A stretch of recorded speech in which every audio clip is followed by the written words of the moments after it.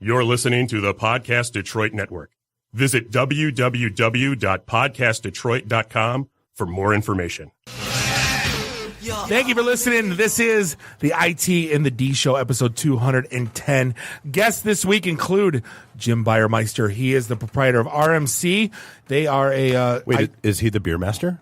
No, he doesn't like to be called beer. It's Buyer. Is he the gatekeeper? He is the key master? He is the key master to all of our technology needs because he's got his basically ears to the pulse of the IT industry. We want to talk about it because I got some news coming up about the Pink Slip party that we need to talk about. And Jim's going to be the guy that's going to help us navigate through it. Awesome. Also, we are very, very, very lucky to have the entire ensemble of the DetroitCast. We've got Mike J. and Big E in the house. We're going to talk about us being nominated for... Well, let's make sure we have that syllable emphasis correctly. It's Big E, not Big E. I'll call him what I want. Not like Biggie Smalls. Right. The Biggie.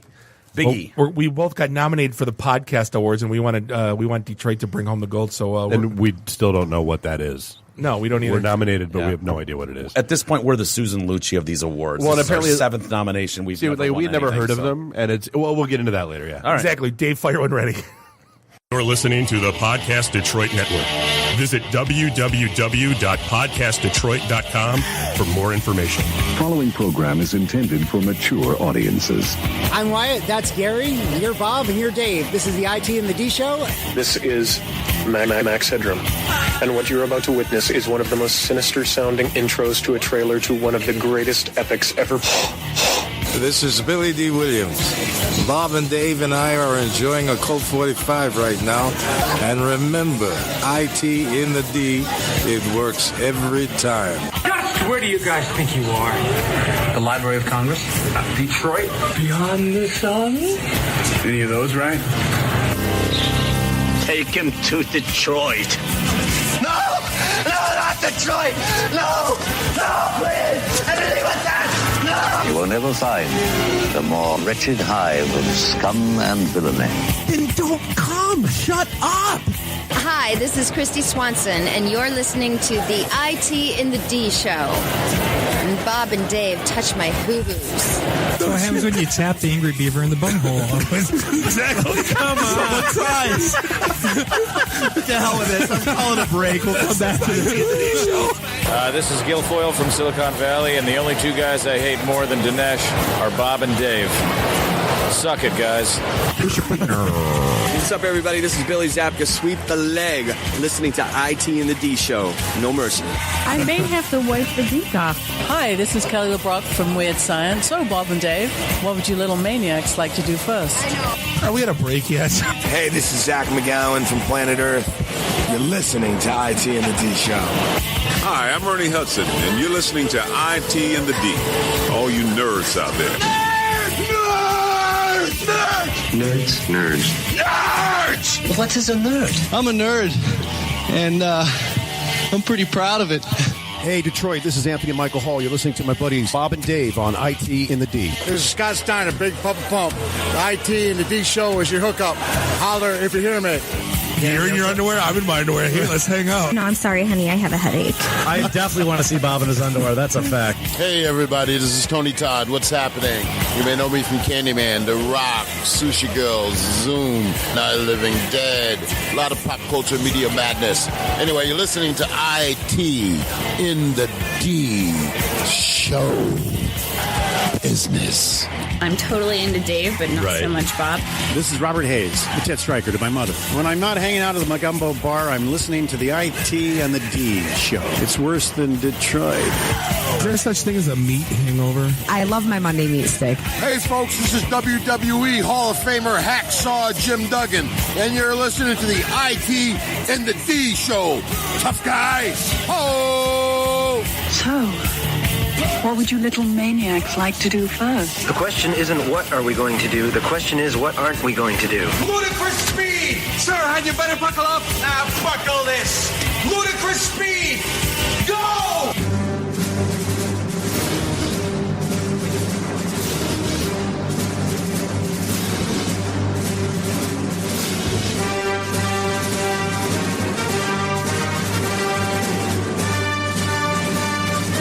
I looked at the sun today, and I can still see, go figure, This is episode 210 of the one and only IT in the D Show. We're broadcasting live here in Podcast Detroit in Studio 1 in beautiful Royal Oak, Michigan.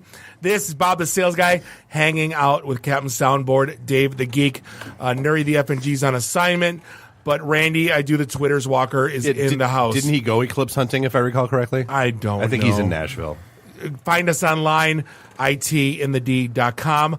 Like us on all the socials and subscribe to us everywhere fine podcasts are sold. Hey, before we get rolling, so the single router Wi-Fi model just does not work for our increasingly high bandwidth world. What you really need is a distributed system like Eero. Whatever your Wi-Fi needs, Eero has the power to seamlessly blanket your home in fast, reliable Wi-Fi via Ethernet, wireless, or any combination of the above. Simply set it on a flat surface or plug it into a wall outlet to expand coverage into any room. Not to mention, with the addition of the third 5 gigahertz radio, the second generation Eero is now tri-band, and it's twice as fast as its predecessor, which lets customers do more in every room of their home simultaneously. With the addition of the new Thread radio, Eero can now connect to low-power devices such as locks, doorbells, and other sensors. Meanwhile, Eero Beacon is half the size but is even more powerful than the original Eero. Whichever model you choose, with Eero's incredible customer support, you can call and get a hold of a Wi-Fi expert in 30 seconds. Dude, you have this in your home. No, I have this in my home. What people don't understand, it's not the Wi-Fi extenders from Netgear you get at Walmart for $20. It's not. Those chew up half your bandwidth, and they are just basically a single Wi-Fi, port in sitting in a plug. This is actually a distributed system like you'd get in a company. Yeah, that you get all the bandwidth in all the rooms. Except unlike, like the wireless at Ford Field, you can actually access it. No, they fixed that. But no, it was so easy. Like, as we always say, it's so easy, and even a Bob could do it. Like, I was up and running in 15 minutes. It's literally full, and it has not gone down. Nope. It's not hiccuped. The app is insanely intuitive in terms of, we had Comcast in talking about theirs. I'm like, nope, Eero's is better. In terms of what you see plugged into it or logged into it. Oh, I've got it all locked down now. So, like, my kids' devices can only connect during, like, an hour block throughout the day. Yeah. I mean, that's just life. I want them outside doing stuff. Right. Go. So it's a thing. So here's the deal. So for free overnight shipping to the U.S. or Canada, visit Eero.com. That's EERO.com. Select overnight as the shipping option and enter IT in the D at checkout. That's Eero.com, EERO.com. Offer code IT in the D at checkout. So we got to kick things off with the eclipse, and it's social media has been a buzz. And everyone's been talking about it, and there's been parties, and people have traveled to go to parties, like Nuri, and people are like going to like sitting on mountains. And I'm going to be honest with you. I had a lunch meeting, and as I left, I looked out of my sunroof, and I said, "Why is it so damn dark?" And I'm like, "Oh my God, the eclipse!" And I looked out of my sunroof, and there it was, and you didn't burst into flame. It wasn't like the end of Raiders of the Lost Ark. You didn't melt. No, nothing bad happened. No, and I didn't take a selfie with it, and I didn't take a picture of it and try to post it on Facebook because it would have turned out like crap. I didn't. I looked at it though. Jay and I did too. Right, and we didn't burst into flames. I gotta admit, I glanced. They told us we would be blind, and what was it? Like through the middle of your vision, you would go blind. Like, I believe the phrase they used was "burn the retinas out of your head." Right. But you wouldn't know until it was too late. Right. It wouldn't hurt. Would I know by now? Yeah. Oh, yeah. You'd be blind. Well, then we're not. Then they were lying to us. Yeah, so what I thought was I'm looking out of my sunroof, moonroof, whatever. The moon was in front of the sun, so maybe it was a little bit of both. That it was UV protected, and I can look for as long as I want, even though I was driving. So it wasn't any worse than. So instead of looking at your phone, which is what you're usually doing while you're driving, right, you were looking at the sun. Right. Gotcha. So let me break this down. Let me get this straight. As I'm looking at this, it looks like what the moon looks like every night, but backwards. I think that's fair. Yeah. So it's like a crescent sun. We didn't get the full eclipse in Detroit. No, it was apparently 78.3%. Right. I believe was the statistic that was. So we got So if you put the negative lighting or whatever, the negative photo, and you invert it, that's what you got today for inverted. Right, 8 minutes, but you can look at the moon all night in a crescent moon for all night. Yes, and it's the same thing. Right, but backwards. Right. Yeah, but the backwards one only happens every 100 years. So what? I saw pictures. I felt satisfied. Yeah, I did too. NASA had some amazing pictures. Or in It was 7 good enough. years. Or in 7 years. Okay. 2024. Well, the last time I remember it happening, this is where it gets really dumb. The last time I remember it happening was I was in grade school. Like the last full eclipse was 79, I believe. Right. I think I was 6. And I remember looking, putting my book bag, I remember this vividly, putting my book bag over my head and running as fast as I can to my mom's car because she's stressing me, don't you dare, Bobby, look at the sun.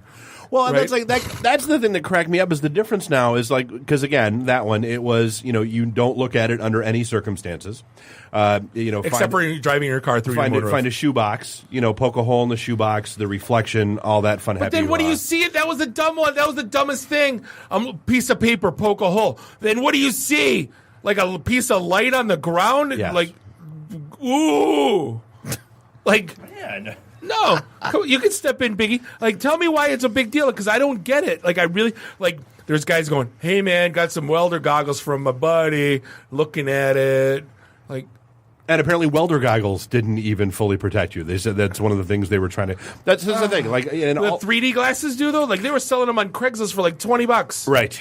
That was like they their also thing. told us masturbation would make us blind too. And That's a true story. That's true. I do not have hairy palms. At least I don't think I do. If you look directly at the eclipse while you're masturbating, they'll cancel each other out. And right. Very good. Oh, thank you. That explains a lot. But like people are buying glasses. There was like mass hysteria, dogs and cats living together. It was. And great. Dude, and like libraries were giving them out. Apparently there was a line around the block downtown at the library for people to like take their turn. I gotta take things into effect that I'm the guy that goes to the Grand Canyon like Clark Griswold and Right, looks at head bob, time to go. Time Yeah. to go. Like that's it. Great. I'm out. Like it does nothing for me. And I don't know if I even appreciate it. It's just it's like the crescent moon but backwards. It's not a big deal. To me, it's not a big deal.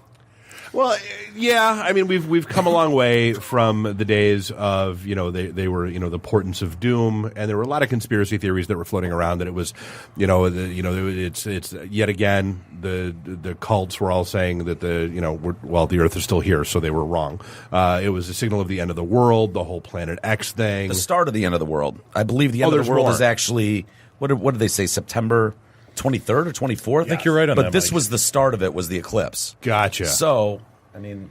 So now, get your shit in. Get your stuff in order, gentlemen. Now, It's Mumra's going to come back from the dead, and then we're all doomed. Well, it's like I said, the whole Sorry, Revelations Sure.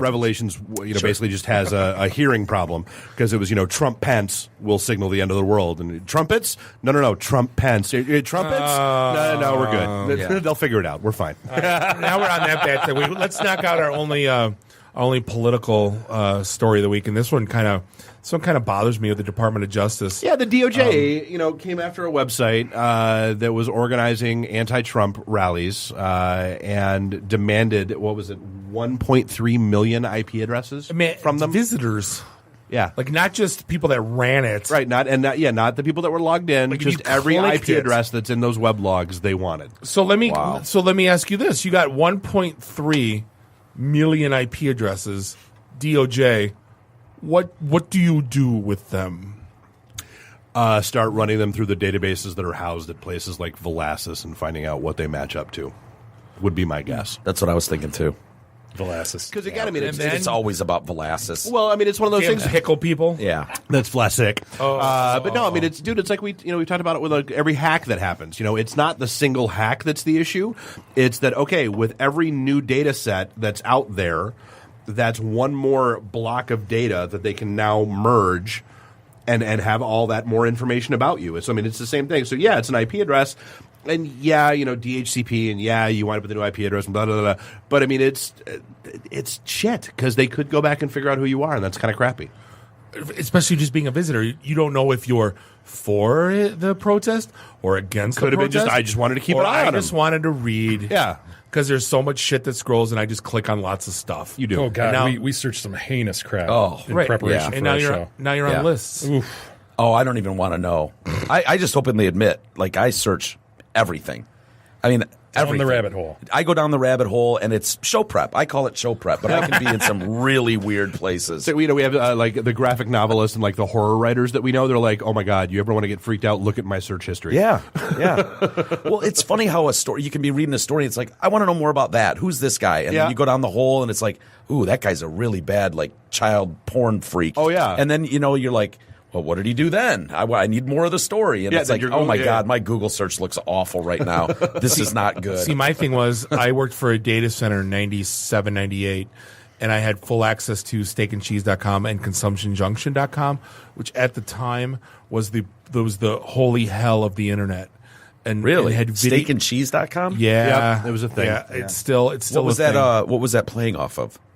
I have no idea what that started. Okay. Consumption Junction was What's Your Function, right? Sure. And then there was Ernie's House of Whoop Ass, which is kind of like a tamer version of all. Well, and Ogrish and a bunch of the other ones. Yeah. Ogrish, but like I've heard of. You got to pull down these videos of the unspeakable in real time. Like death or child porn? No, not child porn, but just the grossest of the gross of the internet. Yeah. It just all in one spot. It was all legal. Like it wasn't like you weren't looking at anything not legal.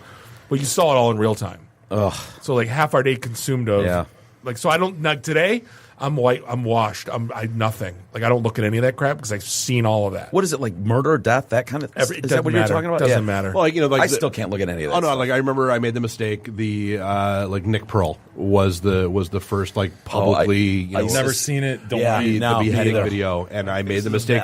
I made the mistake of watching which is totally fake. I bet. And they've come out. The documentary that came out that announced that was all fake. Yeah, it was. So they really didn't eat monkey brains. No, they didn't. That's the guy that bounced on the concrete. That skydove. Come on. Look at the names on the credits. Okay. Of that when you see him. IP freely, like stuff like that. Totally. Oh. It was like Dr. Death. It was like God. Why didn't I notice that when I was 12 when I watched this? No, I remember that, but I thought it was just they're trying to be a non. No, but there are real, like, you remember the, like, race car on the track and runs over a guy? Like, that's real. That's a real video, but the monkey thing is totally fake. I know. That was the whole, I had nightmares. That was like worse than it for me as a kid. I know. Seeing a family sitting around that table with that hole in the table with the monkey's head. The hammer. The hammers. Like a walnut. Fake. Anyway. Sorry to ruin your childhood. Let's go to, let's move on to data security, shall we? Sure. So this is an interesting one. And so it's right in our backyard of right in Michigan here. It's in Grass Lake called American Tooling. Yeah, American Tooling Center. Basically, you got it. And I don't know how. This is an interesting spoofing story. And they took it to court. And basically, essentially they got a fake invoice. But it was a fake invoice to a legitimate invoice. Right. So I mean, it was spear phishing. It was right. The emails from a vendor to send payment for legitimate outstanding invoices to a new bank account. Yep. So whatever they got a hold of whatever invoices were being sent, and without verifying the bank or whatever, he threw $800,000 that was not controlled by the vendor and sent the invoice. They filed a claim with Travelers. They said with their insurance company. Right. There was it was direct loss. They filed a suit. They went to basically all the courts, and basically they said wah like you ain't getting nothing. And basically, they're out $800,000. They want some of those internet dollars. The guy just paid a bogus invoice. Well, but it looked like a real invoice. So I mean, it was it wasn't like from a Nigerian. No. So the email that came in looked like it was from the vendor. Looked like $800,000. And just paid an $800,000 invoice. So the judgment basically said there was no infiltration or hacking of their actual computer system. The emails themselves did not directly cause the transfer of the funds. Yeah, it was basically you not paying attention. You just said, okay. And, here's my thing with that. I'm kind of on the side of the CFO, whoever wrote the check.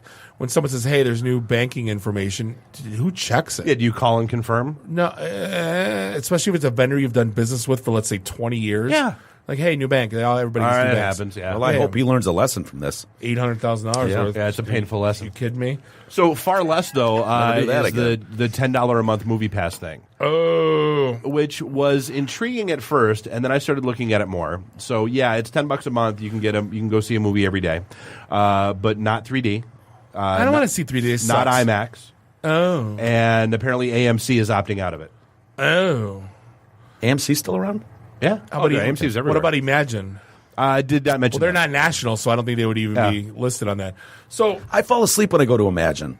The seats are too comfortable. Oh, it's so good. Damn them. It's just like How does the chain opt out though? Because the way this works is they give you a debit card. You say how much the movie costs. They put that on the card, that exact amount, and then you swipe the card at the kiosk. Apparently, AMC has just said they're legally opting. They're exercising their legal option to opt out because they don't want this traffic or affiliation. That's weird. I mean, here's the thing. Like, I take my kids to go see Wonder Woman.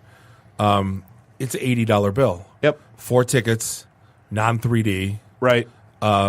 2 kids packs, and I got to get like the big mega popcorn with like, all the butter, slushies and drinks and sodas. How did you like that movie, by the way? It's phenomenal. Oh. Yeah. Guess who walked out halfway through it? That'd be me. I swear to God, I walked out. How? Go ahead. Man, just the. Why do you hate women? Looking back, I really think that thing got way more pub because it was a woman empowered, lead kind of and story. director, and a female director. I'm not a big superhero guy. I'll start with that. That's fair. I'll just say, so where did you origin land? story was just so slow to me, and it was just so. How were you cheesy on to me. Batman Superman? I'm not with that either. So all right. Well, the Martha thing killed that one for me. I thought, to be honest, the only thing that bothered me about Wonder Woman was young William Shatner, Captain James T. Kirk, was like her confidant. Right. And it's like, come on, you can't cast anyone else. That's who that was.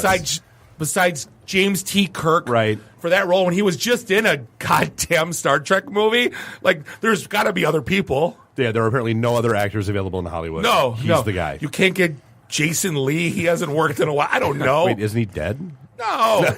So second half of that movie was killer.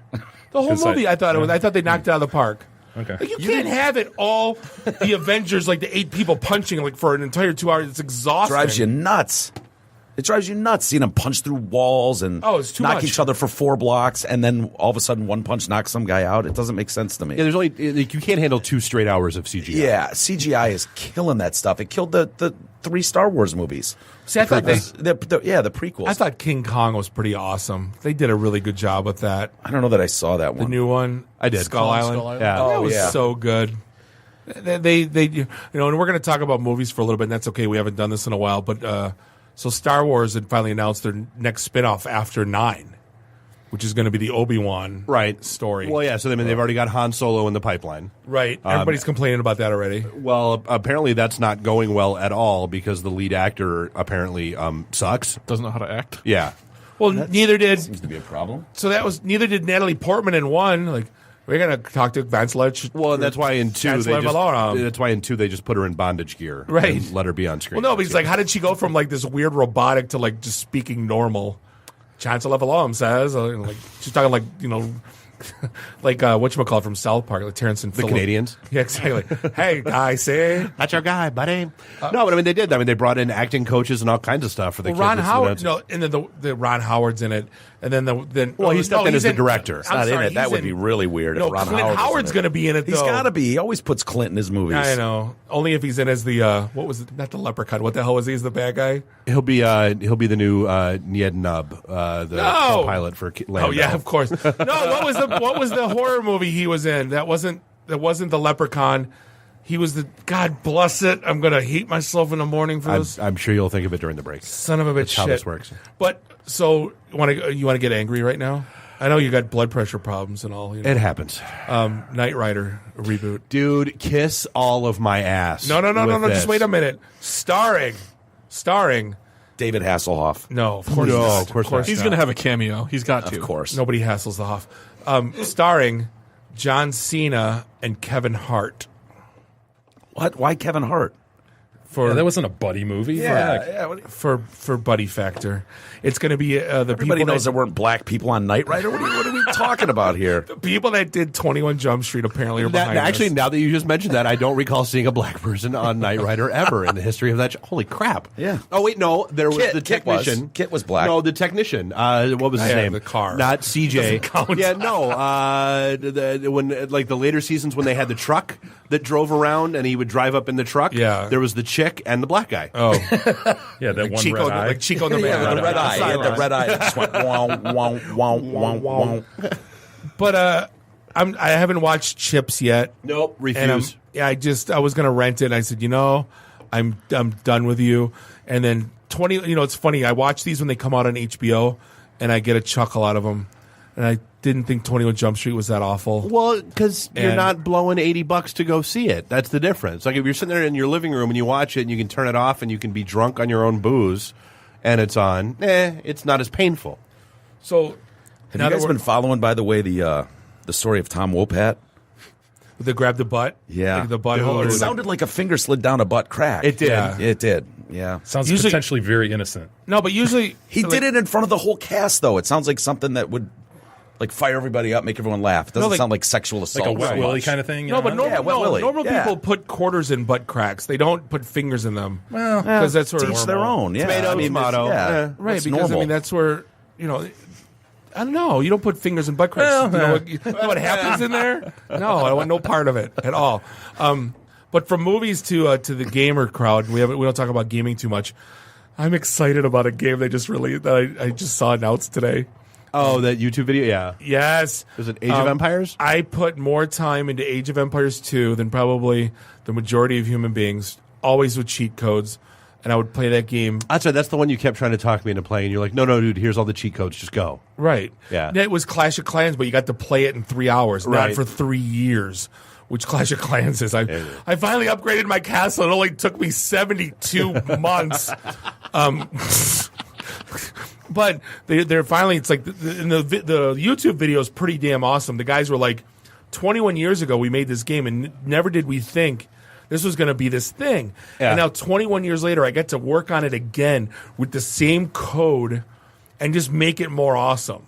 So they're coming out with Age of Empires 4, the derivative edition, and basically using the same code as 2, which is like, so for me, you couldn't have. So all the cheat codes will still work. All the cheat codes, yeah, exactly. Long cheesesteak Jimmy's, Robin Hood for gold, Lumberjack for wood, Rock On for stone. See, I still know these I haven't played the game in probably 2 years, but literally, they're what an old gamer likes is when you don't destroy the franchise. Well, it's And no you different than keep it- movies. and you keep it pristine, and they're keeping the old code, but they're just like putting some spit and polish, and I'm like, yeah, I'll be first in line for that one all day.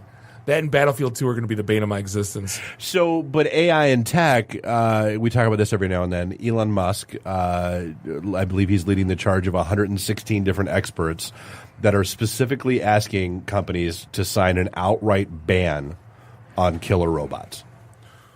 And it's basically robotic weapons. And isn't there, like, when you've seen Congo and they have those automatic machine guns that like are laser with like motion detect, like these have been around for. This isn't like stuff that's come out. But let's be real. His concern is our concern, which is They wake Google up and say, robots, Google AI, right? Terminator.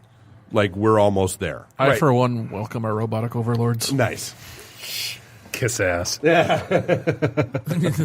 But like, we're not talking. He's not talking drones like Nintendo soldiers. He's talking like the Boston Scientific robots. Yeah, with, like, running through the forest, able to shoot down. Yeah, no, With none of those. Yeah.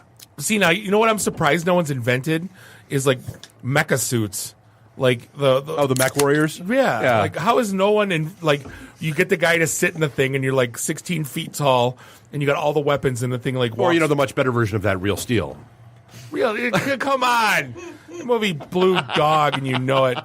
No, like and then like Real Voltron, like that's where technology should go. Now you're talking. Seriously. Hell yes. Not these stupid robots walking through the woods with this baseball bat. No, give me like 40-foot like Pacific Rim. Thank you. Yes, that's giant what, robot, dude. Johnny Sacco. Johnny You're about Sacco. to go there.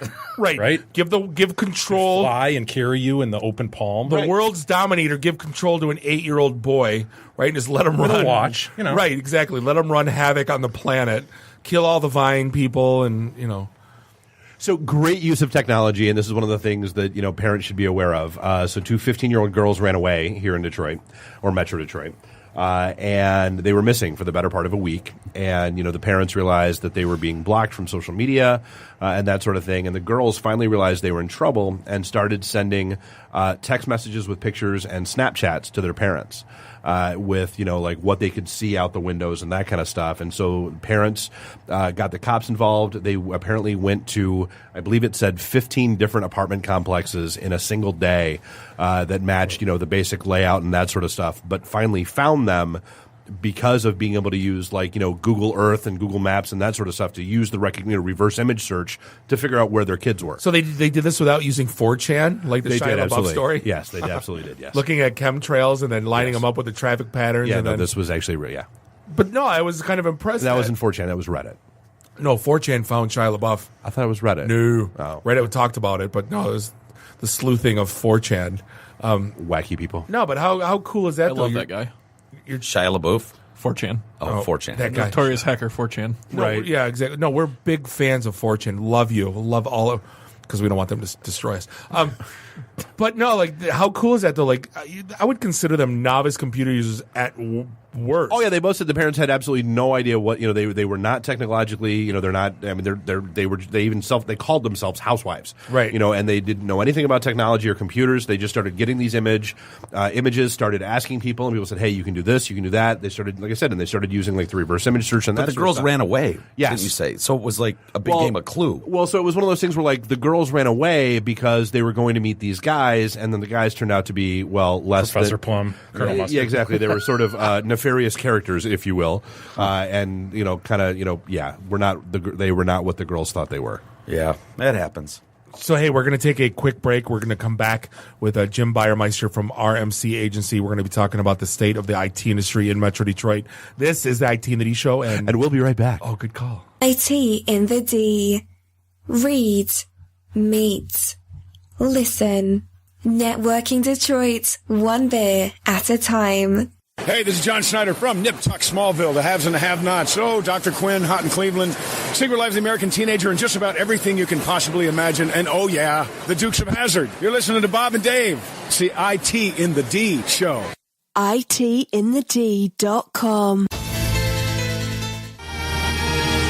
Welcome back, segment 2, episode 210. This is the one and only IT in the D Show, broadcasting live here in Studio One, Podcast Detroit.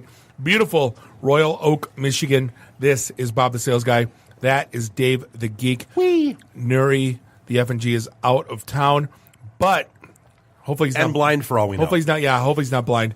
Randy, I do the Twitter's Walker, is in studio. Find us online, ITinthed.com, because we are IT in the D, and you still aren't. You're still angry at us, and we think it's cute. One more aneurysm. Ta-da. But hey, we are lucky enough to be joined by one of our favorite, I guess I'll call you a recruiter. I know, business owner, all the things. Jim Bayermeister's in the house. Anytime I need something, it's usually one of the first 3 people I call, saying, "Hey, here's what's going on." But with us, we've seen a little bit of a market change, and this is our first year. We're not doing the Pink Slip Party since 2009. Well, we did one in March. Right. Well, I'm sorry. The first time we're not doing 2. Right. I mean, and we did. I mean, we did. We've seen the shift all across the board. When we started them in the first one we did was May of 2009. And then, they grew and they grew. And at one point we did 4, I think it was 20. We're doing them every quarter. 2011, we did 4 a year. But then in late 2012, the market shifted, and we started seeing, instead of the people that were looking for gigs that were beating down our doors about when the next event was, it was the recruiters that were saying they couldn't find qualified talent. They really needed to meet people, yada, yada, yada. And that's continued. And I mean, so now, instead of, 1,000 people and, 200 recruiters showing up or 150 recruiters, now we're seeing 400 people and 200 recruiters that are showing up, and it's weird, which is a good sign for the economy, because I think what we're seeing now is a lot of the people that took a job when they needed to keep themselves afloat, and now that the economy has turned and the market is so tight, now they're looking for that next job. Yep. And that's where we come in. I really appreciate you guys having me on the show here. Absolutely. It means a lot to me to be in your circle here, and I think I look back, and the first event that I attended was a Pink Slip Party back in 2014 when we moved our first office here to the Detroit metro area, and we've definitely seen that shift as well. I mean, the unemployment rate in IT is what we call frictional. I mean, it's basically people moving between jobs. It's at 1.5%, 2%. It depends on who you're talking to on a given day, but I mean, the bottom line is that it's full employment. And well, it's like we've said, right now, if you're in IT and you don't have a job, it's either because you don't want to or because there's something wrong with you. Right. Or you're trying, or you're like, hey, I need this job within a half a mile of my house that I can flex. That you don't want to. Right, fair. You don't really fair. want a job at that point. Yeah, that's true. Yeah, I mean, what we're really trying to do is we're trying to connect with people and build a pipeline. So we look at it really like you've got, if you get sick, you don't just go to any doctor. You go and you turn to a doctor that's in your family or that you know. If your car breaks down, you don't just pull into some garage and have them fix it. There's someone that you know that fixes your car for you. Your finances, of course, you have someone that's a financial advisor that helps you with your finances. Yep. We look at this as, your career kind of supports all of that. So why not have an agent that you can turn to on any given day and just find out what's going on in the market? You can always turn to them if something goes awry, something turns quick, you get a new boss that's not working out, or you're just ready for a change. And the bottom line is we see people looking to make a move, especially in the development ranks, somewhere between 18 months and 2 years. They get a project done and they're ready to move to the next See, my thing is like the higher end, once you get past the entry level, once you're at like the level 3 or the third level of being an IT professional, there's like this inherent hatred of recruiters. It's kind of like you're in this weird spot where I love you when I need you and I hate you when I don't, and there's no in between at all. I mean, I guess, how do you navigate that? You just try to just keep being around? No, there's a lot of personalities in this business. There is. There's people that are in that vein of personality, and then there's people that really understand the value that we bring to the table. I mean, at the end of the day, you guys are doing code. You guys are out there doing the heavy lifting in the technical trenches. And the managers are doing their job to try and keep their projects on track to meet the business objectives of the organization. And then we find ourselves somewhere in the middle so that when something happens in your project, that you lose a key person or there's a skill set that needs to come online in your organization that you just don't have, you can turn to hopefully a trusted source like us. Well, I mean, even from the candidate side of the world, I mean, like, people have always asked, all right, like, look, you guys don't charge to come to your events, you don't get kickbacks from the bars, yada, yada, yada. What do you get out of doing these events? And like one of my standard answers is, all right, look, there's 1,000 recruiters that have joined our group on LinkedIn or Meetup, and great. So out of that, there are maybe 100 that come to our events on at least a semi-regular basis. There are 30 that I've gotten to be pretty decent friends with. We're friends on Facebook. We go out, we have drinks, yada, yada, yada. It's a thing.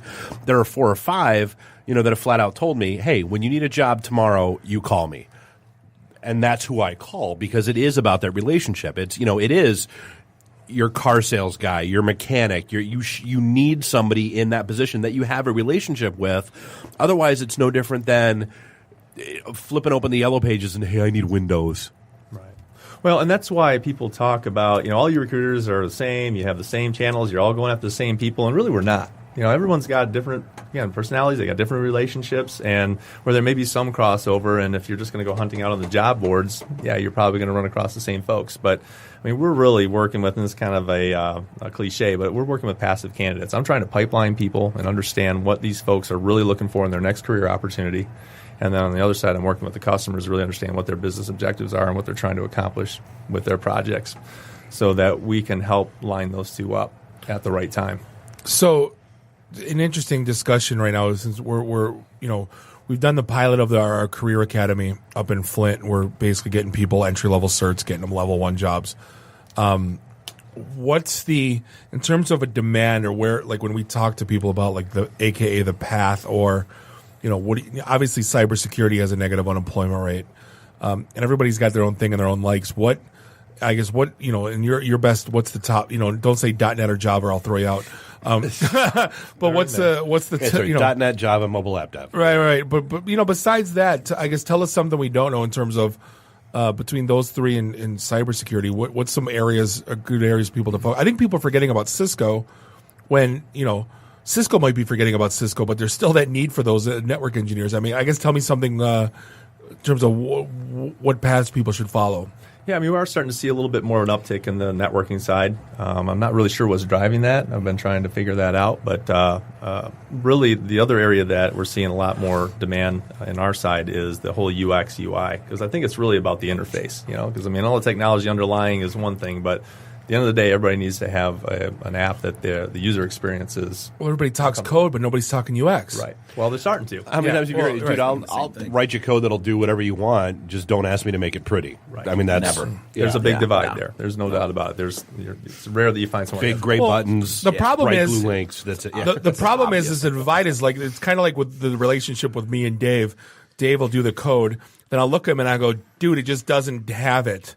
And he'll go, what? And I go, I want to. If I hear the words, just make it pop one more time. I'm gonna. I say that as a joke, and you know, no, but I go, dude, it just doesn't do. Like, I don't know how to describe what I need it to be until I see it, and that's the worst part because that's what. Well, honestly, I'm the guy that's saying like, hey, I want it to be what I don't know what it needs to be, but you can build it, but make it how I don't know it needs to. So that's why I've always loved code as opposed to the front end stuff. To be honest with you, I mean, code is binary. It's either work, not work. Totally done. Well, you've always been a back end guy anyway. Tom Wopet. But like with the front end stuff, it's all. Could you make it more blue? Yeah. You know, or it just doesn't pop, or. You know, I mean, it's that subjective stuff. It's me with the restaurant reviews. It's either really good or it tastes like shit. Yeah, 1 star, 5 But it's really starting to take two to tango on this thing. I mean, you got to have both sides of it. I mean, obviously you have to have the logic that makes things run, but in the front end, I mean, especially with mobile and reactive, responsive pages, I mean, you've got to have all of that stuff working together. Well, I think that was the big shift that like happened. You know, like we first saw that with project management, where you know for the longest time it was business only PMs that knew the PMBOK and had their PMP cert, and yet it didn't like they were business people. They didn't understand tech, and that was fine. And you saw that start to go away in the early 2000s, where they wanted people with like technical backgrounds that actually understood both sides of the fence. And I think that's what we're starting to see now is that you need, like, great, yeah, you can write database queries all day long, but you need to know how the front end's going to serve it up and what kind of response times you're dealing with and how how big of a data set you can throw up there and that sort of thing. No, but like, I don't know what's Great point. What cert do you need for UX? I don't know because I don't. That's not my game. But like, what kind of certification? Yeah, because I don't. But there are UX UI. I mean, there's CompTIA certs, you know, for like for user interface and that sort of thing. Yeah. I mean, it's out there. It really comes down to the technology and really your portfolio. Yeah, that's what they want to see. The DetroitCast guys are like going, get Dude, it. Yeah, I'm love sorry. I don't mean to be a smart ass. You guys are so over our heads right now. I'm just like, what he said, the UX and the UI and the more certs. UX than UI. I heard certs in there or something. I'm thinking about mints. The mints, Mentos, No, he's like, you guys, it's fascinating. Do you concur? Yes, I concur. I agree with what he said. I was thinking the same thing. Carry on, gentlemen. Dave's making great points. So UX, UI, what else do you think? UX. Yeah, I mean, what we're starting to see a lot is more of the senior level. You talked about the project managers, so that's starting to come into play a little bit, and they do want people that have that background in development so that they can really understand what's going on at the project level. And then I'm starting to see some more things, and it may just be because of my age in this business, but I'm starting to see more requests of senior level management. So I'm getting some director level opportunities and some really cool. Good to know. In that vein and it's funny being where I'm at. Like it's the emergence of the CISO. Like I've never. Like, did that get rid of the CTO? Like, I don't see as many CTOs as I have in the past. It's getting there. But like the emergence. But like of that's one of those roles. Well, and honestly, like if you look at just the shift in the industry, like all of a sudden, as soon as the CIO CEO role had to start signing pieces of paper that said they would go to jail if things happened. Oh, here comes the CISO. Wait, here comes the CISO. Yeah. That's the person that can sign that piece of paper. That's how that happened. Fair. Yeah. I ain't putting my house on the line. No, but that's good to know. I mean, like, and that's one of the things that we've started seeing more of at the networking events is, you know, we've started having more senior level people that are starting to look for that next gig. And we've started seeing, you know, more of the recruiters that are looking for those kind of people too, which, I mean, it's good to know it's kind of across the board. Yeah. I mean, it's just, it's the war for talent, you know, starting to emerge here. A lot of people starting to retire in the marketplace and, well, and you have a lot move up into the next ranks. Well, and that's the other thing. You know, the other is you're starting to have a lot of these. You know, the startup culture. You know, that's huge in this area right now. You're starting to get some of those companies that are getting to that point where now they're ready for an IT director. They're ready for a CTO. They're ready for a CISO. They're ready for, you know, that next step in the company evolution, and they don't know what to do. They don't know who to go to. So I mean, that's where these relationships come in handy. Sure. Yeah, and it's all about the communication up front and having those discussions early on in the process of taking that next step in their career. Interesting. Now I'm just thinking like all these the different paths. So we talked to so many different people about so many different areas that they're interested in. I just want to again arm myself or arm them for what the heck they're seeing, because I mean, so the interview game. Let's move there. Is there an art to that still, or people aren't still doing the sell me a pen thing? I mean, is there any weird curveball? If you were a questions? tree, right? No. What kind of tree would you be? No, because here's what I won't say the company that interviewed me, but he said if your best friend would say the 3 worst things about you right now, what would he say? And I'm like, first thing out of my mouth is fat, drunk, and stupid. But I'm like, God, I can't say that in an interview. And then it threw me a curveball because now I'm trying to come up with stuff that isn't that, which I know is that. Don't think of a blue-eyed tiger. Right, exactly. But what's the interview game look like these days? Yeah, I don't see a lot of that. I mean, there's a little bit that we see out there, but really, a lot of it starts with making sure that, from a recruiting standpoint, that we're spending time with the hiring managers to really understand what they're trying to accomplish with this role. So it's called the employee value proposition. Why would this person need to come or want to come and work for this organization? What are the things, the attributes of this job or the career path that is really going to entice someone to come and work here? What's the cultural elements? There's a lot that goes into that, and we try to spend a lot of time up front with that. And then when we're talking to candidates, we make sure that they understand that those elements are there. They understand where the direction for this company is going, first and foremost, and then where they fit into that.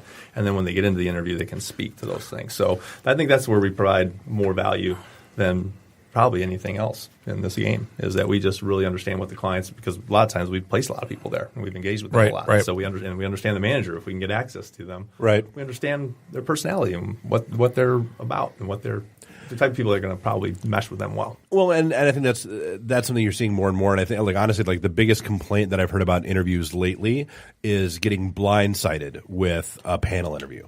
You think you're walking in and you're talking, you're going to be talking to one person, and all of a sudden there's 6 people in the room, like an Olympic judge panel, that want to quick fire questions at you. See, that depends on like me all day. Bring it. But if someone if you look at IT though, that's not very extroverted. That's gonna be the bane. Well, and some of it's just the expectation. If you know that's what you're walking into, that's one thing. And that's our job. That's the differentiator. If you go and put your resume blind into a job portal or something like that, you're not necessarily going to get that level of detail on what to expect. Sure. And who those players are going to be. And the recruiter's job is really to understand that and to set you up and make sure that you're prepared for that type of a situation, so you don't walk in and get that surprise. So if anybody wants to find you on LinkedIn or otherwise, how they find you? Yeah, I mean, we're on Twitter at Recruit Michigan, and our website is www.rmcagency.com, and then from there you can pretty much find our whole team. Awesome. Jim, appreciate coming out. Appreciate the insight. Thanks for having us. Yeah, definitely look forward to you coming back.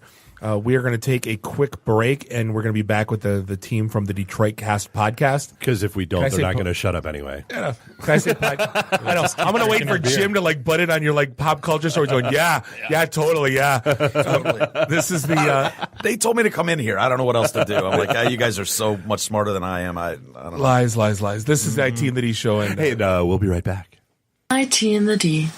Read, meet, listen. Networking Detroit. One beer at a time. Hi, I'm Brittany Daniel from The Game, and you're listening to IT in the D Show. ITinthed.com. Welcome back. Segment 3, episode 210. This is the IT in the D Show, broadcasting live here in Studio One, Podcast Detroit. And we have fulfilled our intelligent conversation quota for the evening. Good. We're in beautiful Royal Oak, Michigan. Now it's time to rub the seedy underbelly of the podcast world. That was shocking. Yeah, that was tough. This is Bob the Sales Felt Guy. like I was in school again. Different language. Yeah. That's Dave the Geek. Those two voices you're hearing are Mike Walters and Jay from the DetroitCast podcast. Can I call it the DetroitCast podcast or just the DetroitCast? Hey, you know what I read in the USA Today? About us today. I used my PIN number at the ATM machine. I Xeroxed. Never mind. Stop talking. But guys, appreciate you coming on, hanging out with us. Oh, thank you for having us. That's always fun. Has it been how long? Yeah, how long has it been since your last? A year, almost to the day, man. It's Yeah. crazy. I was looking at the calendar, almost a year. Oh my god! And then it's about as long as it took you guys to return my phone call. They come in about as often as they reply to our emails. Yeah, that's how that works. Yeah. That was a tough time for us. We were just starting. Right. Lots of emails. Lots of stuff going on. It was hard. But we didn't actually. We've been quiet about this, and I don't know why. We got nominated. Hey, you're humble guys. The IT and the D show. Yeah, we haven't said a That's because word. we don't understand what it is. Scream it from the let's be mountaintops. Well, I'm the one right? that paid the $10 to nominate us, and I said, is that what that I is? said you nominated us, just like my 40 that's like you when you had the 40 under 40. Yeah. Yeah. I get this email. You've nominated Bob Waltonspiel for the 40 under 40. I'm like, you're welcome. It was me. Yeah.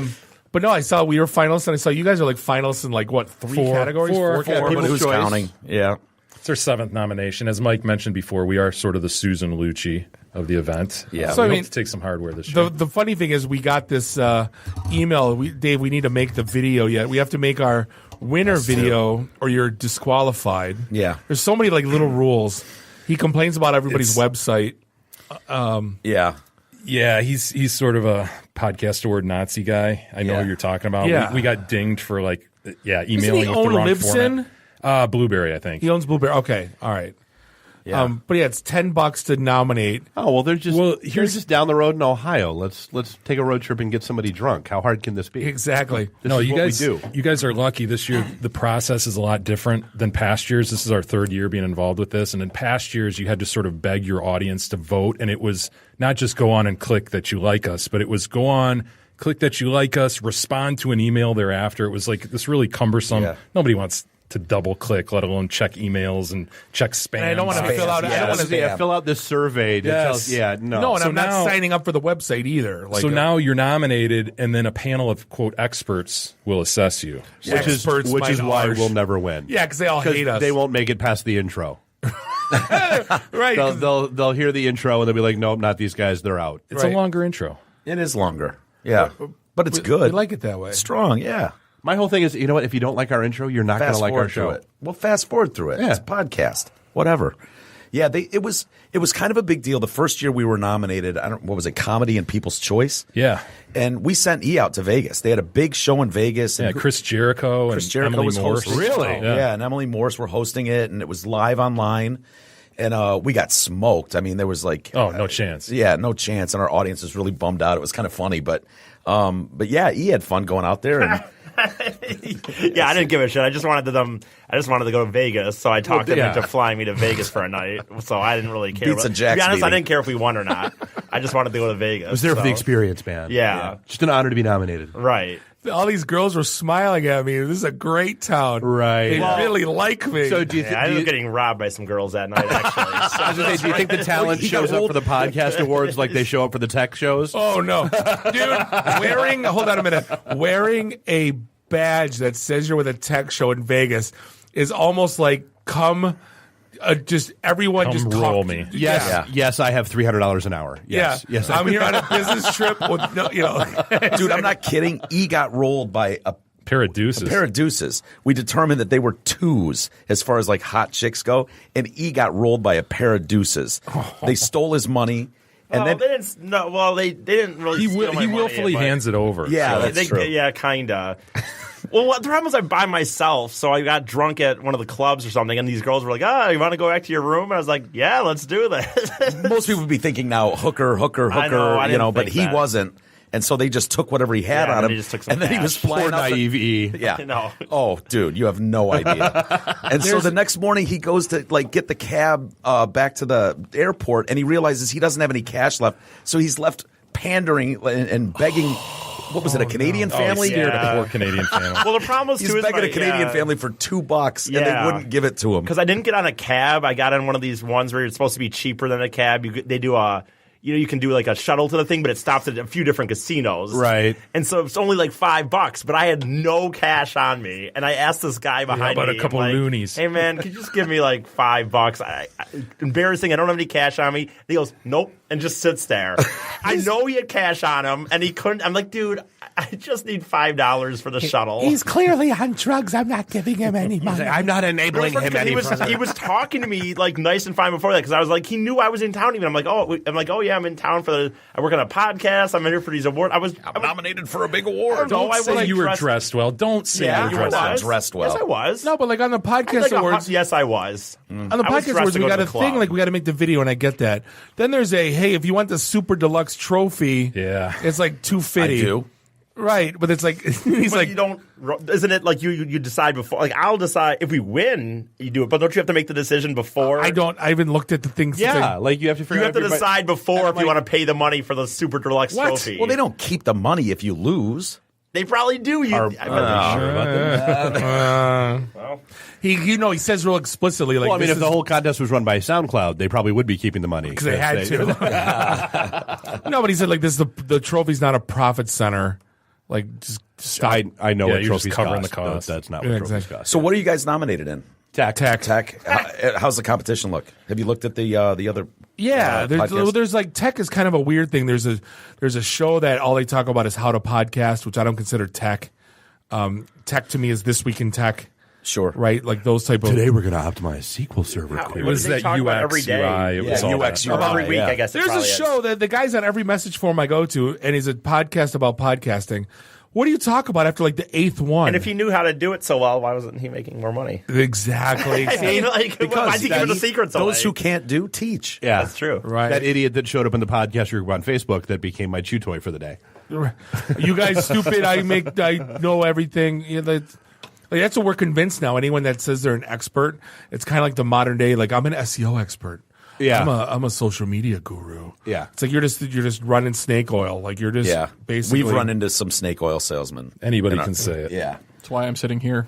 Yeah. Oh, come on, Randy. It's hard though because we don't know. We don't have any idea about that stuff. So you can dazzle us with a couple buzzwords. Yeah, a couple use UX, UI stuff, and we're like, oh god, this is the guy. This is the guy. And then it's like 2 months later, we're like, I like the big fellow with the beard. He's our guy. And then we're out the money, and it did nothing for us, and it's like, ugh. Well, I mean, that's not unique to you guys. I mean, there's been a lot of lessons learned with this along the way. I mean, we didn't know what the hell we were doing when we launched the show, let alone the network. There's been a steep learning curve. Yeah. I mean, it's been nuts, but it's been a lot of trial and error. And all right, we're not doing that again. Next.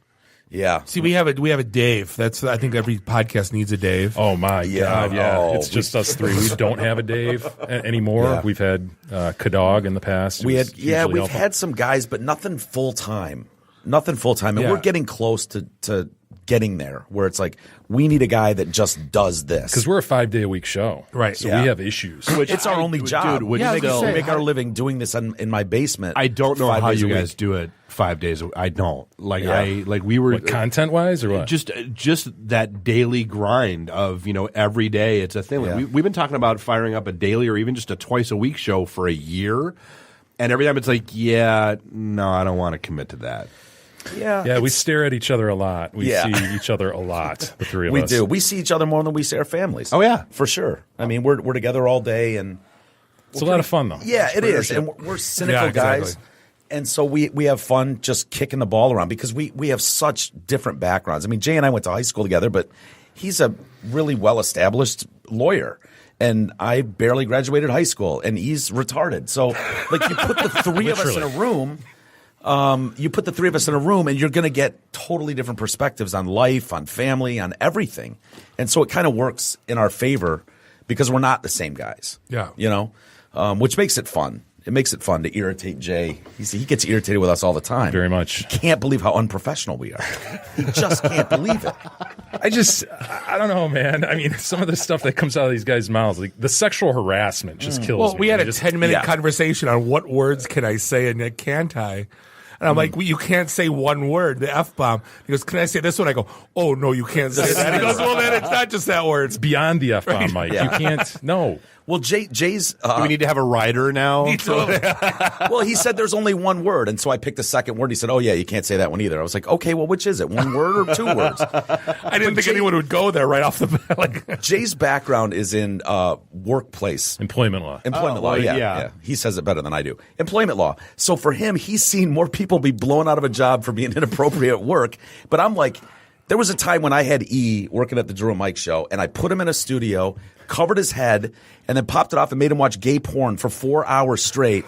And then we had other interns going in and doing random Woody checks, like every half hour to see if he was getting hard. Can I join your show? Yeah, sure.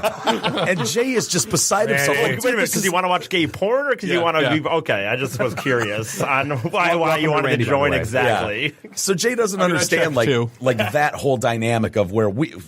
I understand it. I just don't understand how you can't understand that might be inappropriate in other workplaces. I mean, my wife likes Dave and Chuck the Freak on the way to work, and I usually You're listen. still married to her? Ouch! Yeah. Why? But I'm like, I'll listen to it, and I go, babe. I go, we gotta have to have a talk. I go, yeah. I did an hour and a half of anal worms today. Yeah, it's such like, a bad I go, show. Terrible. I laughed for 4 minutes. I go, how they talked about that for an hour and a half? I had to keep listening. They didn't talk about it. They brought up a story, and then their listeners called up for a half an hour and did the talking. And then they laughed until they were falling out of their seats. The crazy fake laugh.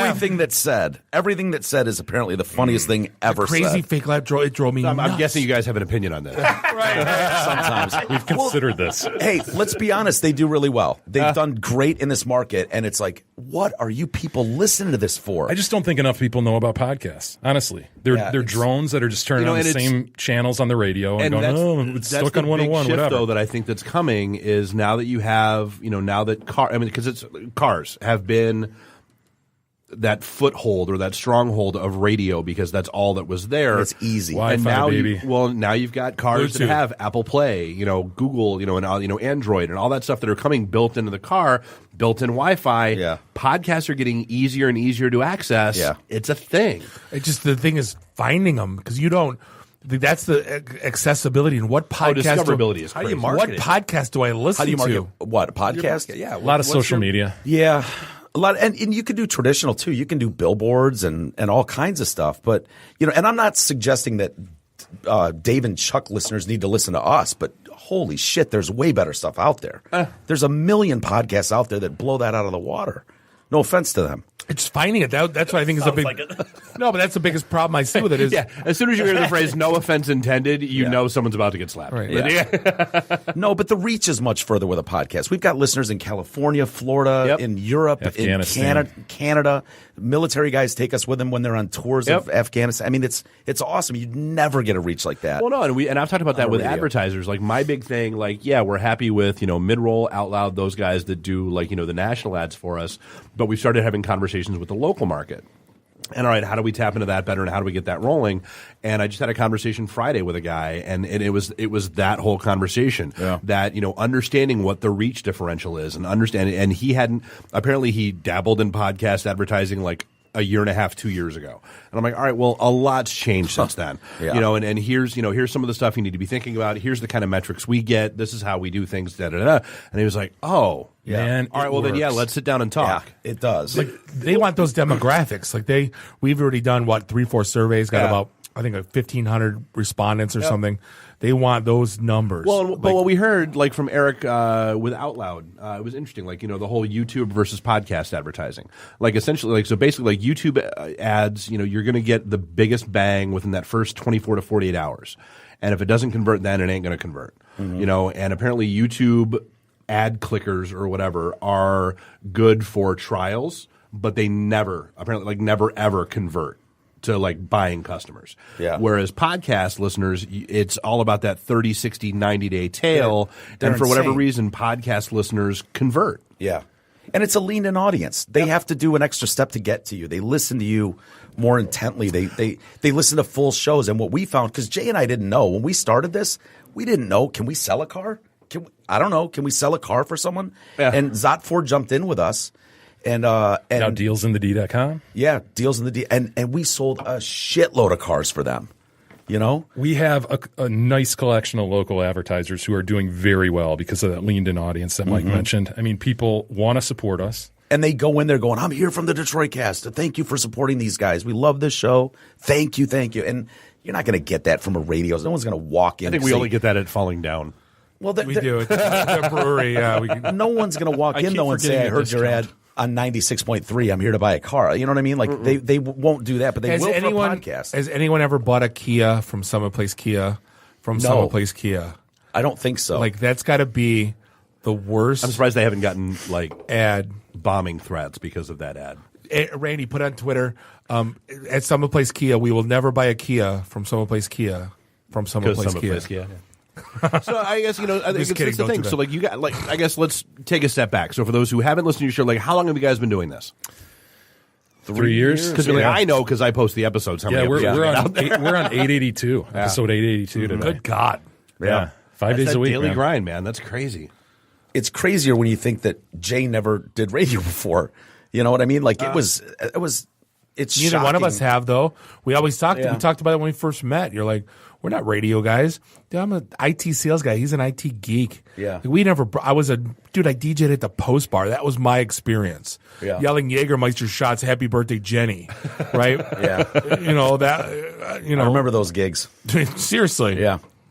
But it was a risk for sure. I knew he'd be great. I knew he would. I've known Jay for 15, 20 years, whatever, since high school. But I didn't know that the audience, I needed them to give him a chance. And they did. And it was like, wow. A few growing pains. Yeah. I mean, if you go, what episode dude, our did you start, first 10 episodes, I can't listen. Yeah, we don't want people turning back to episode 75. But yeah, 75. And we're at 82 now. So 882. So I hope I would have improved a little bit. See, our worst one was 69 when Dave brought in a porn star. I wanted to assassinate. That was worse than episode 5. Yes. Oh God, yes. That was worse than the QA episode. I was not angry at the QA episode. You wanted to blow your brains out like 20 minutes into episode. Bored. 5. I didn't hate anyone. I hated her with everything I was. But no, it was like we didn't know what to do. No one told us how we gotta. So like we were trial and error. Like the way the formula is now is probably since 20. Maybe 18. Yeah, mid-20s, yeah. Yeah, easy. where we're like, hey, let's do like a PTI in the beginning and have 2 interviews. And, we cut out the fourth segment because we're doing recaps. We're like, why are we doing recaps? Yeah. Just cut it. Yeah, we're always tweaking our format. A little bit. Just fine-tuning how long it. we go. But we don't get interviews with the My Pillow guy. I mean, that's. Let me tell you something. Mike Lindell of My Pillow. Machine worshipable. Patented Phil. This guy, if you can get him on for an interview, we can help you try to set that up. He's amazing. He's great, man. We've partnered with My Pillow. Use TDC code, by the way. Anybody out there who wants to buy My Pillow, he'll use give you a TDC smoke. Hit code. the bell with these cheap plugs these guys are throwing. It's the best discount you'll get out there. But this guy, honestly, I own one. Sorry, he's the Return most it and buy a new one. dynamic Use dude TDC ever. code. You wouldn't believe it. He's a former crackhead. He went on a 14-day binge. Or 19. We're not sure. Yeah, he's not sure either. Yeah. But he came out of this thing with a renewed. Once you hit the 2-week point in a crack. Well, vendor. he said to us, he's like, I'm sure it's 19 days, but it just sounds like too much, so I say 14. And it was like, all right, dude. And then his crack dealer was like, dude, no more. I can't sell you anymore. They had an intervention. I can't do it. His crack dealers. All 3 of the main crack that's dealers in roughly Minnesota. akin to Bob getting cut off at an all-inclusive resort. Yeah, it's there you go. I know it happened. In Like, Mexico for your last own year. good, dude, we got to stop you. That was their message to him. So he stopped, and then he got to thinking, you know what? I'm just not getting a good night's sleep. And so it became his mission to create the greatest pillow. And I mean, the guy's created an empire. Yeah, it's an amazing story, and his honesty is unbelievable. I mean, we talked to him for an hour one day, and we were on the ground laughing at his stories about, I almost died. I was fishing, and what was he saying? Broke through the ice. I broke through the ice, and I thought I was going to die. It was only the duck's warmth saved him. He was duck hunting. He was duck hunting. Yeah. Point is, warmth. Say what? The duck's warmth saved. Dude, it was like the Han Solo and Luke Skywalker. Tauntaun. Yeah, it was like the Tauntaun thing. It saved his life. It's crazy. We've got a man on the outside. I'm trying to do his. We've got an eclectic mix of interviews. Though, if you go to our website under Interact, you'll see some show samples and interviews and things that we've done. Yeah, I noticed Guilfoyle was in your your intro. Yeah. Martin Starr plays Guilfoyle on Interesting guy on Silicon Valley, and we talked to him forever. He was great. Oh, he's a great dude. Yeah, Wookie Will interviewed him. Well, Wookie Will knew him from way back to his early stuff. So he's like, I go, you interview him. I go, what are we gonna say to him? You're awesome in that show that we like watching. Thanks, You know, like we're horrible interviewers. That's why I'm like, I give you guys all the credit in the world because I wouldn't even like the My Pillow guy going, yeah. I sleep on your pillow. That's pretty cool. It's cool. Yeah. It's a patented fill, huh? No, if you just do a little research on him, though, you'd find some interesting stuff. We don't like doing that. Yeah. Well, like, did you see like the Thundercats autograph we got? No. So like, he's the voice of Lion-O, like Larry Kenny. Thundercats. Yeah. But he's also Cocoa Cocoa Krispies. He's Cocoa Pebbles. He's Cuckoo for Cocoa Puffs. Cuckoo for Cocoa Puffs. He was the best week ever guy from VH1. He was the guy. Oh yeah, Taste the Rainbow Skittles. Sure, he's that voice now. So, but here's the thing: like when we're talking to him, he's dropping this stuff. Like I was this voice. My eyes are lighting up and my jaw's dropping because this is why I like doing these interviews. And I go, I don't want to do homework because I want you to tell me something I don't know. Like, you know what I mean? Like, I know you're Lion-O. That's amazing. How did you get to be Lion-O? You know what I mean? Like, I don't know what to ask these guys, but then they start telling stories and then it all sounds You've got the gift for gab. You could read a couple articles. We're good BSers. We're not good interviewers. Like that's, we could BS. Yeah. So the obvious question, because we get asked all the time, and I'm like, you see there's cameras in the studios, and we're starting to play with that nonsense. Like, are you guys looking at doing video at some point as well? We've always had a YouTube video hooked up. We haven't really pushed it. No. We should have been. Yeah. So you can check us out on YouTube. Very small sliver of our audience does, but it's up. We figured, what the hell? We're sitting here anyway. We might as well turn on a camera. Yeah, and we went to 2 cameras, but it's hard to do. Like, it gets expensive when you're doing.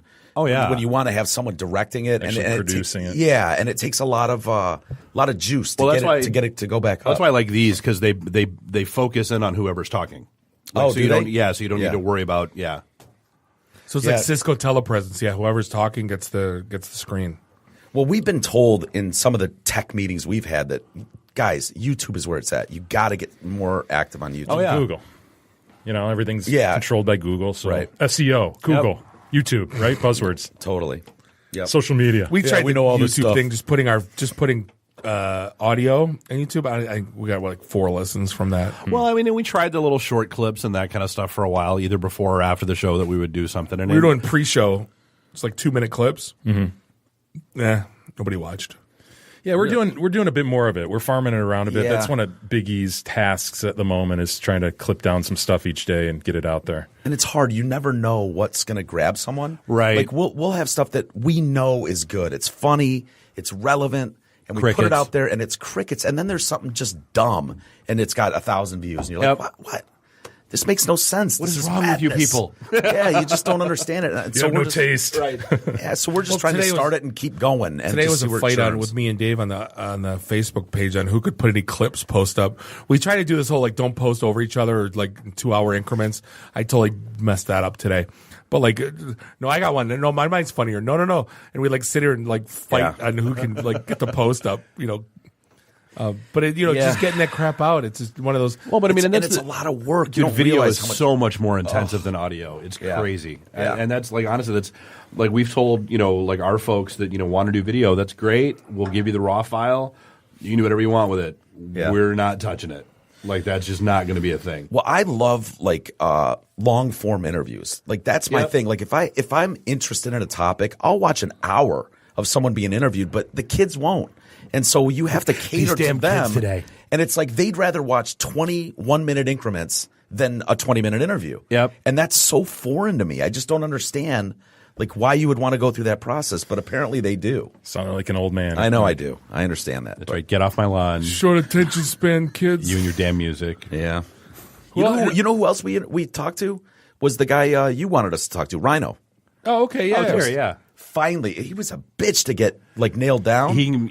But he was great. Great guy, yeah. He was local amazing. Guy. And he promised us he'd do a remote with us, and he'd gore E.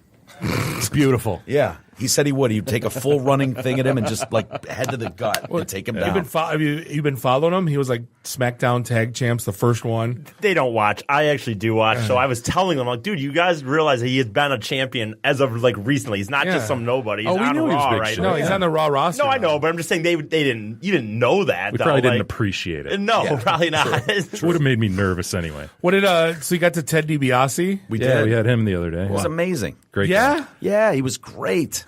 He was like great. Some church pastor now. Yeah, not if you don't ask him about it. He's not. Okay, all right. Steer the conversation where you want it to go, and then we don't even get to tell that. me about Virgil. Yeah, did you talk to him about? Did you know this whole thing with Virgil? What, like this whole lonelyvirgil.net or something? Because like he bullies his way into these trade shows, and no one gets autographs from him, and everybody takes pictures of him alone, and it's become like a meme. It's become a thing. You're laughing. Well, Jay mentioned Virgil in our interview with him, and it was kind of uncomfortable. Well, I actually asked him, like, could the $1 Million Man thing happen today? You know, and with the whole Virgil thing, you know, I think you called him a manslave or manservant. Could you be the rich white guy with the? Yeah, I mean, come on, no, it couldn't. And he agreed, though. He was like, "Yeah, probably not." See, the best things were when I don't know if you guys are old enough to remember his vignettes when he would like bring kids in the ring, and he goes, "If you could bounce his basketball 10 times." We talked to him about that. And then he kicked it. And he goes, "I did my best. Your best wasn't good enough." They were just classic. He met that kid later. Did he really? Yes, dude. He talks about that in the interview we did. Like 20 years later, he's renting a car from an airport, and this black guy walks up behind him, and he's like, "Do you remember me?" And Ted's like, "No." Right. He's like, "Holy shit, are you kidding me? That's you." That was the kid. And he said, "I ended up going to college on a basketball scholarship." Oh my That's God. amazing. Yeah. It was funny. If people that don't know, he asked a kid in the audience, "If you can dribble this basketball 15 times, I'll give you $500." Yeah. The kid gets to 14, and Ted kicks the ball out of his hands, so he never gets to 15. Right. And then he's like, "Tough lesson in life, son. You know, when you fail, you don't get the reward." And this little kid's just like, "Meh." He walks away back to his seat. Yeah, he wasn't acting. That was real stuff. Yeah, but that's awesome though that he met him all those years later, and that's very cool. Yeah. Well, he was doing I don't know if it was stand-up comedy or spoken word. He was doing like the one-man show thing, like Mick Foley did, and yeah. So I guess like what's on deck? Like what's next for you guys? Like what do you got coming up? We got Big E heading out to the East Coast this week. He's going to New York. He's going to go mess around a little bit. He does that from time to time, goes on ventures, and then reports back to us. Yeah, we're sending him there for the Colin Kaepernick. There's a rally going on. So we're sending him into the Lion's Den. We'll send him with a microphone and a Pro Colin or anti? Well, they want him in the league. We got to weigh this a little bit. Yeah, this is given the tenor of recent protests. I don't really want to get punched in the face or killed. He has an amazing grill. Look at his grill. Wear a red "Make America Great Again" hat. Yeah. You'll be fine. I don't think that's a good idea. We have to play this one carefully. Yeah. We could literally get his ass kicked by going into that crowd with Spike Lee and all them and trying to make fun of them for. No, when opinion on Colin Kaepernick came out and said, "Hey, I'm not going to play for the NFL anymore. I'm choosing not to play in the NFL this year." So I'm choosing not to bang Sofia Vergara. Sure, we made that. Choosing that as well. Yeah, we made that right here live in person. Hey, I'm not sleeping with Heather Graham. Sure. Here's my thing. Why doesn't he go play CFL? He stands for the anthem. No problems there. Everybody's happy. And they gets his name back, and he can come back. Well, to the honestly, NFL, here's my whole take on the thing, and I've said this a million times: is my problem with that entire issue is strictly from a pragmatic business perspective.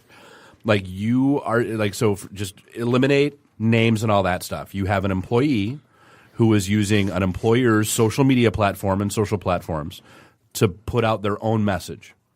That is then causing blowback on employer. My man, Dave. Yeah, see, this is right into Jay's. Who's in favor of that? See, this is bullshit, and here's why. I don't think the NFL cares if you've murdered or beat people, as long as you help them win. It's not that he's protesting; it's that he's not that good. Yeah. Because if he was that good, I know he'd put up with it. He'd have a helmet. Yeah. Well, you could make an argument that the 49ers were the worst team in the NFL last year, so his stats look even that much worse. But on game film, I watched every Niner game last year. His tape is not good. Could he be one of 3 quarterbacks on a team? So you're telling me he's not one of the top 96 players? Right. Jacksonville's got Bortles and Henne. You mean to tell me? Yeah. The quality of the backup quarterback and below is toilet. Yeah. From what But if he's starting quarterback caliber, they run at him. But a backup or a third string. You mean to tell me you can't be third string on the Jets? Argonauts. Well, but then you look at it from the Jets' Distraction. perspective. Is If it you're second, worth third having string- him as your third stringer? Same reason as signing Tebow, and then your whole entire locker room becomes a circus. Well, it's like I said, nobody. I don't remember rallies for the guy that worked for the company that ran Chrysler's social media account. My man Dave. That tweeted out, "People in this town can't effing drive" from the Chrysler account instead of his own. I don't. You could spin the Kaepernick story though. Oh, you can spin it. He's never been arrested. He's never been. You're supposed to. I understand that. Come on. But he also raises millions of dollars for inner city kids. He's got programs teaching inner city youth how to deal with the police. Awesome. And the 49ers matched him dollar for dollar. At the end of the day, assuming no collusion, it's up to the employer, the individual team owners, to go, yeah, do I want to put up with that distraction or not? No, he's just not worth it. Yeah. You got sales guys in my business that are the biggest dicks you'd ever meet. And sometimes they're just not. They might bring in revenue, but they're just not worth bringing. It's not worth the headache. It's not worth the inevitable I'm not saying he's a dick. I'm just using an analogy. It's just saying, hey, he might be okay. He might be, but sometimes it's just not because of the circus you're going to get. Yeah. But then you got guys. Here's the thing. Now it's become a thing. Michael Bennett. There's a few other guys. And now it's like, since he was the first, he gets the most shit. The guys now, nobody cares. Nobody cares. No, did you even know Michael Bennett doesn't? Who's Michael Bennett? DN for the Seahawks. There's a couple other guys. Lynch, the running back. Yeah, Marshawn Lynch. Marshawn Lynch for the Raiders. Did you know? He hasn't stood for the anthem in 11 years. Right. He's been sitting on the bench for 11 years. They didn't even come out for the anthem until 9 years ago. Yeah. So it's not even. They've been in a locker room. It's not even a thing. But he was the first one to do it, and then media told us we need to be offended or not offended, depending on what. I think one of the big problems, man, is Kaepernick did not articulate what his cause was very clearly, or he didn't have people do that for him. He didn't go on interviews and articulate what that was, but instead just let it be kind of like thrown out there generally that that's what he was supporting. Yeah. So I don't think there was that connection. That's the sad thing with a lot of those people, though. Yeah. They don't. Well, you can't really be the face of a cause if the cause isn't very well defined. Or you don't have those talking points, that kind of stuff, because it becomes an issue and it gets muddy, and then it's, I interpret it to be this, and now I interpret it to be that. And then it's political. Yeah. And it's not his obligation to come out at this point, but it would probably help his cause if he did. Totally. If he sat on 60 Minutes and explained exactly why he did what he did, I guarantee he'd gain some following. For sure he would. The problem with him is he's never been good at talking to the media. From his rookie year, he's been lousy with the media. It's been an issue in the locker room. No, but this he's country, a bad sport when he loses. If this country tells you anything, it's that you could do pretty much anything. If you come out on 60 Minutes or YouTube and be like, I'm sorry. No, I really meant to be nice, but I don't know what happened.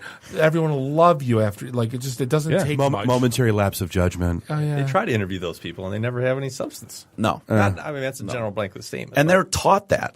I mean, they're coached to do that, to not give them anything. Yeah, be vague, to be boring, dissemble. vague. Yep. Great game, guys played hard. We'll get them next time. Like, it's the same shit, and they're taught that. Yeah. Stay out of trouble. All right, well, hey, where do we find you guys? DetroitCast.com. You can find us on the podcast apps, any of them. iTunes. Podcast Detroit. Podcast Detroit. Podcast Detroit. Yeah, we're on Podcast Detroit. We're all over the place. Yeah, Look for cool. DetroitCast.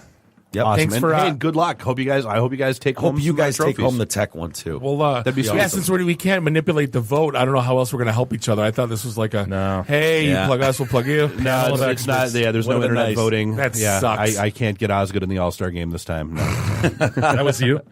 Yeah. But hey, this is going to wrap things up for episode 210 here at the IT in the D Show. We'd like to thank our guests, Jim Bayermeister from the RMC Agency, Jay, Mike, and Big E from DetroitCast. Thanks, Randy, for doing the Twitters. On behalf of Bob and Dave and Nuri's Ghost, do us all a favor, drink up your drinks. Nuri's Blind Ghost. Oh, and thank you to Eero, by the way, for keeping the lights on. We really appreciate you. Do us all a favor, drink up your drinks, get your phone numbers. You don't got to go home. You just got to get the hell out of here. Drive careful. See you soon. Beat it. The emergency destruct system is now activated. Conan, what is best in life?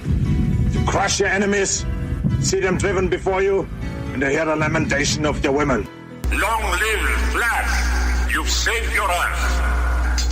Have a nice day. I have come here to chew bubblegum and kick ass. And I'm all out of bubblegum. Nice shooting, son. What's your name? Murphy, make the run. The run. Game over, man. It's game over. It's over, Johnny. It's over. Nothing is over. Nothing. You just don't turn it off. I can't say no, and I don't really want to, so. Well, especially with the back doors open. Yo! Hold up! Time out! Time out! Y'all take a chill. You need to cool that shit out. And that's the double truth. Ruth. Bob loves it in the can. I hope this was as much fun for you as it was for me. That's why I like it in the can. So on the truth.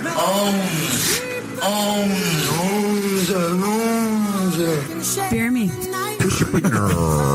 My job is to make sure this program is morally upright and cultural and wholesome. Shut up, Mimsy. Shut up, Mimsy. Shut up, Mimsy. Why would Buick put their cars next to the Bentleys? Why? That's not marketing. The alphabet. It's brilliant. Yeah, I can't take that position. That analogy sucks because it's right. Because you're getting your 8-track tuned up. Are we at a break yet?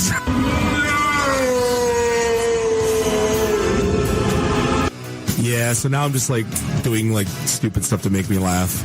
Venture capital is not the end game. When are we going to talk about me? Jane, you ignorant slut. It's my show. I can say what I want. Kiss my ass, go home, unplug, get off the goddamn internet. You are everything that is wrong with the internet right now. You're so white right now. I'm the whitest guy in the room. Just explain it to me. I love this city. I was banging on the wang.